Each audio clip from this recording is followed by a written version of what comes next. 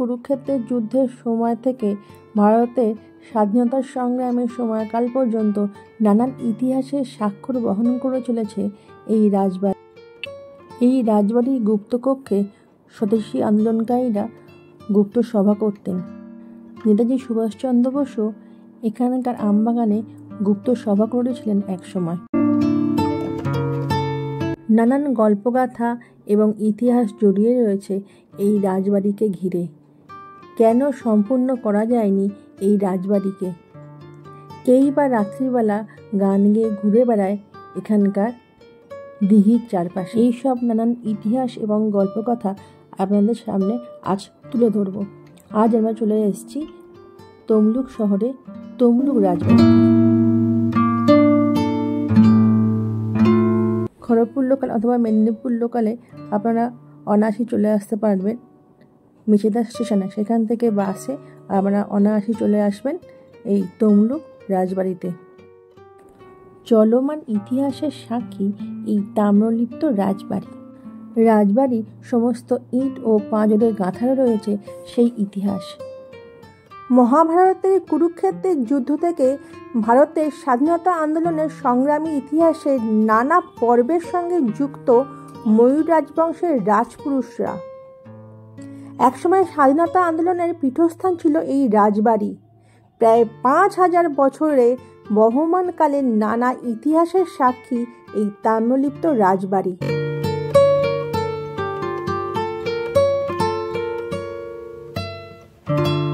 বর্তমানে ভগ্নপ্রায় রাজবাড়ির আনুমানিক বয়স প্রায় 400 বছরের কাছাকাছি। মধ্যযুগীয় ইন্দো ইসলামীয় স্থাপত্যের নিদর্শন এই তাম্রলিপ্ত রাজবাড়ি। ভারতের মধ্যযুগে দেখতে পাওয়া যায় তাম্রলিপ্ত নিদর্শন।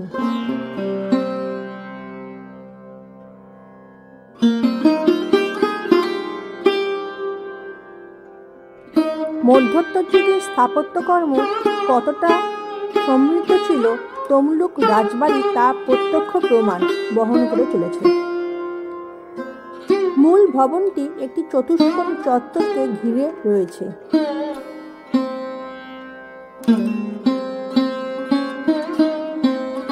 দোতলা কাঠামো বিশিষ্ট এই স্থাপত্যের দুদিকের অধিকাংশ অংশই বর্তমানে ধ্বংসপ্রাপ্ত। এই বিশালাকার স্থাপত্যের সামনের অংশে রয়েছে চওড়া স্তম্ভের সমন্বয়ে কিছু খিলানযুক্ত স্থাপত্য, যা বাংলায় ইন্দো ইসলামীয় স্থাপত্যকলার একটি প্রকৃষ্ট উদাহরণ। ইট দ্বারা নির্মিত এই ভবনের কিছু স্তম্ভে উপরিভাগ নির্মাণে লাল বেলে পাথর ব্যবহৃত হতে দেখা যায়। এই যে এই পোর্শনটাতে দেখুন, উপরের দিকে যে পোর্শনটা রয়েছে দেখাচ্ছি আমি, এখানে লাল বেলে পাথর ইউজ করা হয়েছিল। সার্বিকভাবে সমগ্র রাজবাড়িটি ইন্দো ইসলামীয় এবং নব্য ধ্রুপদী স্থাপত্য শিল্পের এক অপূর্ব মিশ্রণ, তা অনায়াসেই বলা যেতে পারে।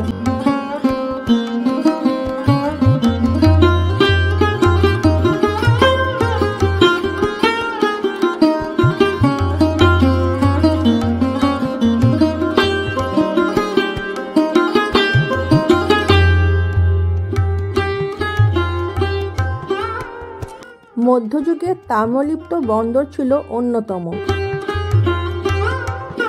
এই তাম্রলিপ্ত বন্দর দিয়ে বৌদ্ধ ধর্ম প্রচারের উদ্দেশ্যে সিংহল যাত্রা করেন সম্রাট অশোকের পুত্র ও কন্যা। এছাড়াও এই তাম্রলিপ্ত নগরীতে আসেন বিখ্যাত পরিব্রাজক ফা হিউয়েন সাং। অতএব এর থেকে জানতে পারা যায় প্রাচীন তাম্রলিপ্ত নগরী গৌরবময় ইতিহাসের কথা। আধুনিককালে ভারতের স্বাধীনতা সংগ্রামী ইতিহাসে স্বর্ণাক্ষরে লেখা রয়েছে তাম্রলিপ্ত রাজবাড়ির কথা।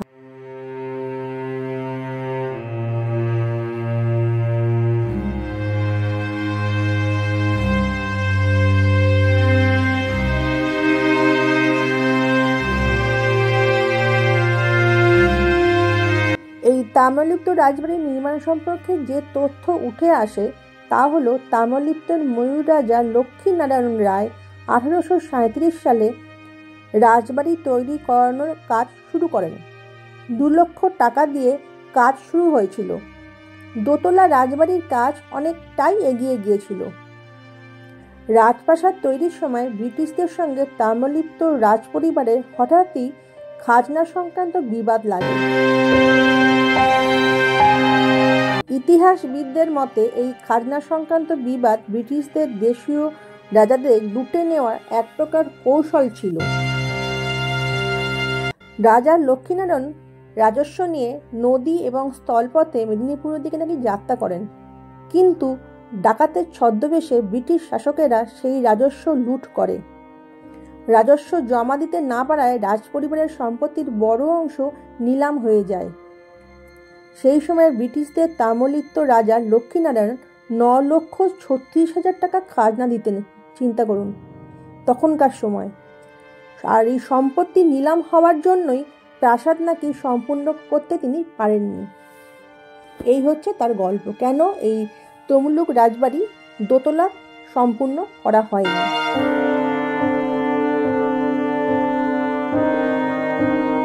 ভারতের প্রাচীনতম পরিবারগুলোর মধ্যে অন্যতম হচ্ছে তাম্রলিপ্ত রাজপরিবার, যা অন্তত 5020 বছরেরও পুরনো।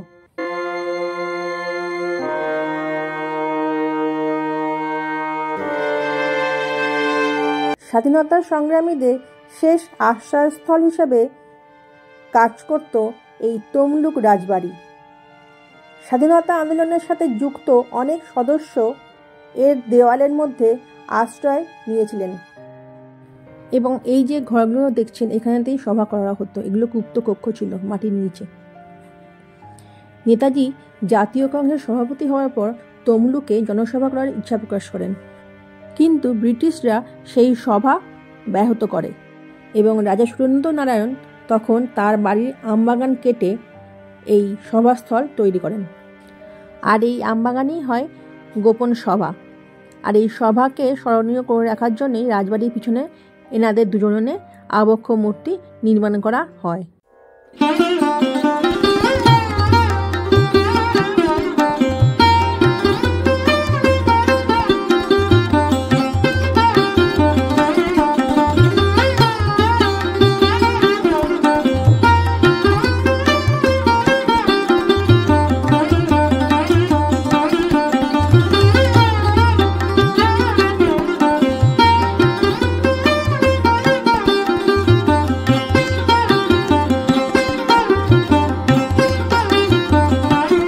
এখানে একটি ঘোরানো পাকানো সিঁড়ি রয়েছে রাজবাড়ির ভিতর, যেখান দিয়ে দোতলায় প্রবেশ করা যায়।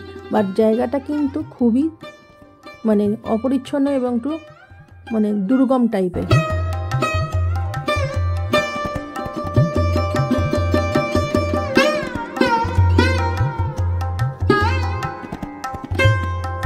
এই যে ভদ্রমহিলাকে দেখছেন, আমরা রাজবাড়ি দেখে ফিরে যাচ্ছিলাম, তখন উনি আমাদের রাজবাড়ির কিছু গল্প বললেন আর বললেন, তোমরা কি দেখেছো রাজবাড়ির যে রাধা মাধবজিও আছে কুলদেবতা, তার মন্দির রাজবাড়ির পিছনেই আছে। তো আমরা ওনার কথাতে সেখানে গেলাম। সম্প্রতি পুরাতত্ত্ব বিভাগের তরফে ভগ্নপ্রায় তমলুক রাজবাড়ির ভবন এবং চত্বরের আগাছা পরিষ্কার করা হচ্ছে। আমরা তমলুক রাজবাড়ির 3 তলাতে চলে এসেছি। এদিকে একটা রাস্তা আছে, এইখানটা দিয়ে এসছি। পাশে এখানেতে মন্দির আছে, সেই মন্দিরের পাশে একটা রাস্তা আছে, নাহলে ঢুকতে দিচ্ছে না আমাদের।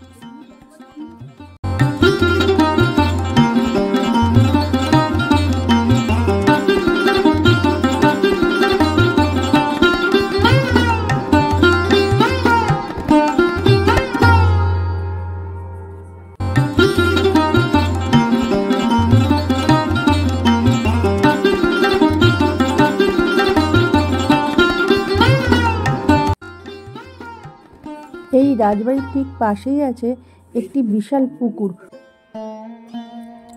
প্রবাদ আছে এই পুকুর নিয়ে, যে এই পুকুর খনন করার পর রাজা তাম্রধ্বজ ইট দিয়ে বাড়ি তৈরি করে সেই বাড়ি প্রতিষ্ঠার কাজে ব্যস্ত ছিলেন। সেই সময় এক প্রবল জলোচ্ছ্বাসে সবাই ভেসে যান। এই পুকুরের এপার থেকে ওপারে কেউ কখনো যায়নি, কারণ এর মধ্যেখানে নাকি যাওয়া যায় না। এবার আপনাদের দেখাই, পুকুর পাড়ে দেখুন একটি তমাল বৃক্ষ রয়েছে। এই যে এইটা, এর কাণ্ডতে একটা লোহার চেন দিয়ে একটা সিন্ধু বাঁধা থাকতো।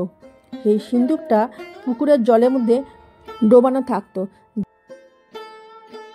যাতে রাজবাড়ি যদি কেউ আক্রমণ করে তাহলে এই ধনসম্পত্তি যাতে হদিশ না পায়। এছাড়া এই চেনের যে শেষ প্রান্ত আছে, সেই শেষ প্রান্ত কোথায় সেটা দেখার জন্য নাকি অনেকেই পুকুরে ডুব দিয়েছে, কিন্তু তারা নাকি ফিরে আসেনি।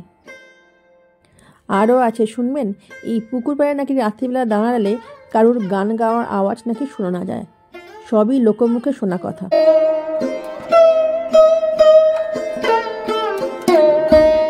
বর্তমানে আর্কিওলজিক্যাল সার্ভে অফ ইন্ডিয়ার তত্ত্বাবধানে এই রাজবাড়ি পুনরুদ্ধারের কাজ শুরু হয়েছে, যে কারণে এখানে কাউকে প্রায় ঢুকতে দেওয়া হচ্ছে না। আর রাজবাড়ির স্থাপনকাল সহ ঐতিহাসিক গুরুত্বগুলো তুলে ধরার জন্য ওই চত্বরে পুরাতত্ত্ব বিভাগের তরফে সাইনবোর্ড দেওয়া হয়েছে। এই জাতীয় সৌধের কোনো সামগ্রী ক্ষতিগ্রস্ত না করার সতর্কবার্তা রয়েছে এই সাইনবোর্ডগুলোতে। তমলুক শহরের তাম্রলিপ্ত মিউজিয়ামকে অধিগ্রহণ করেছে archaeological survey of India. Tamluk পুরসভা অফিসের কাছে একটি ভাড়া বাড়িতে এই সংগ্রহশালার বহু প্রাচীন প্রত্ন সামগ্রী রয়েছে। এটা আমি দেখাবো আপনাদের একটু পরে। সংগ্রহশালা থেকে কয়েকশো মিটার দূরে থাকা তমলুক রাজবাড়িতে এই সংগ্রহশালা গড়ে তোলার পরিকল্পনা করা হয়েছে। তবে পরে নিমতরিতে সংগ্রহশালা গড়ার সিদ্ধান্ত নাকি নিয়েছে আর্কিওলজিক্যাল সার্ভে অফ ইন্ডিয়া। এই জন্য রাজ্য সরকারের কাছ থেকে জমিও নেওয়া হয়ে গেছে। প্রাচীনত্ব ও ঐতিহাসিকভাবে গুরুত্বপূর্ণ এই রাজবাড়িকে কয়েক বছর আগেই জাতীয় সৌধ হিসেবে তো ঘোষণা করা হয়েছিল।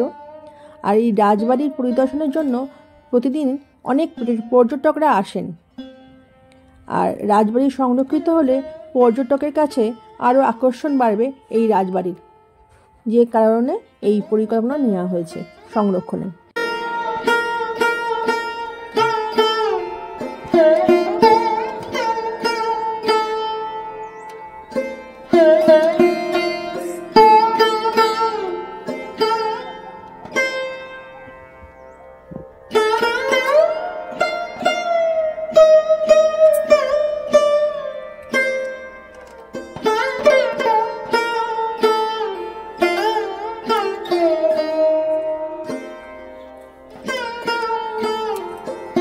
এবার চলুন যাই, রাজবাড়ির পিছনেই রয়েছে রাজ পরিবারের কুলদেবতা রাধা মাধবজি।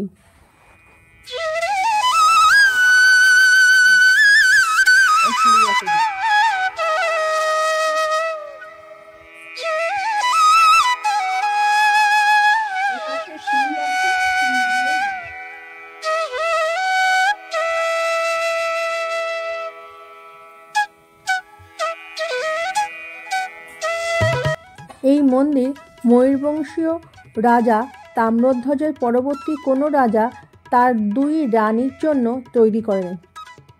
একটিতে আছে রাধাকৃষ্ণ,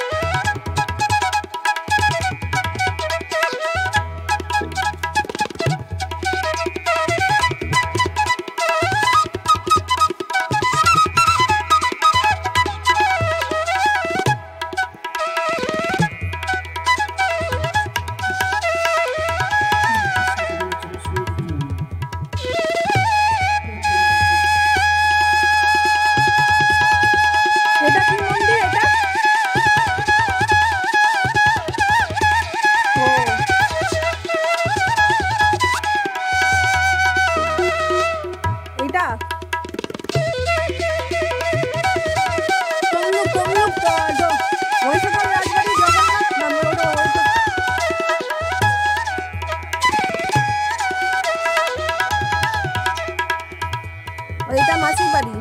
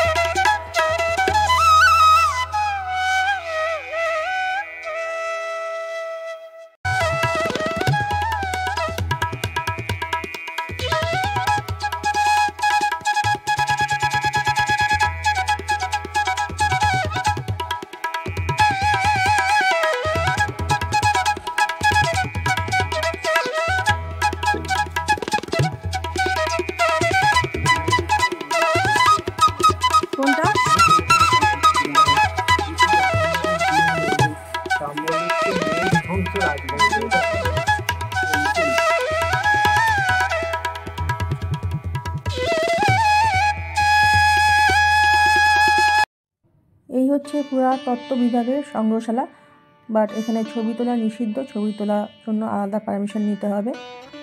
তো আমার ব্লগটা আমি এখানেই শেষ করছি। আমার ব্লগটা ভালো লাগলে please like, share and comment and subscribe my channel. Bye bye.